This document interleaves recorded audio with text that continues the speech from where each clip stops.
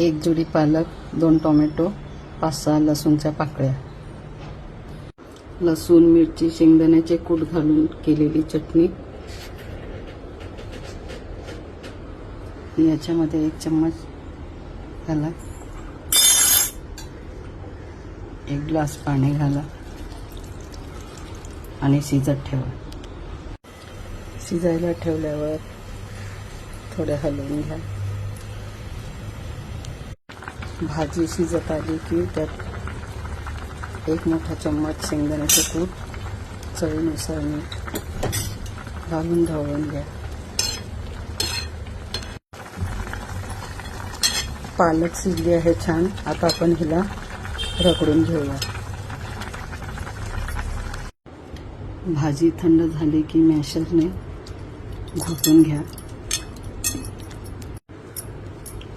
भाजी घोटून झाली आहे। तेल गरम झाले की पालकमध्ये टाका, अर्धा टीस्पून जिरा, फोडणी झाली की पालकमध्ये घाला।